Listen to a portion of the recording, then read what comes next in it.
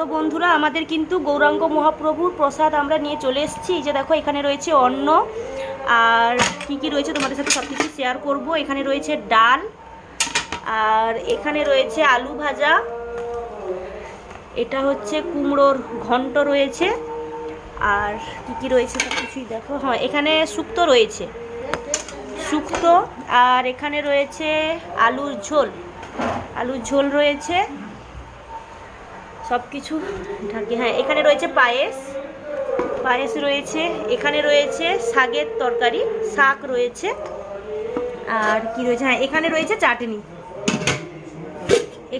চাটনি। তো এই হচ্ছে আমাদের গৌরাঙ্গ মহাপ্রভুর ভোগ প্রসাদ। আমরা কিন্তু সবাই প্রত্যেক বছর ওখানে গিয়ে সব জায়গাপত্র নিয়ে আসি। বসে খাওয়ানোর ব্যবস্থা এখানে নেই, এখানে সমস্ত কিছু জায়গা নিয়ে যেতে হয় আর সবাইকে দেওয়া হয় ওখানে। তো এটা হচ্ছে আমাদের বাড়ির পাশের গৌরাঙ্গ মহাপ্রভুর প্রসাদ। তো কারা কারা মহাপ্রভুর প্রসাদ খেতে পছন্দ করো অবশ্যই কমেন্ট করে জানিও।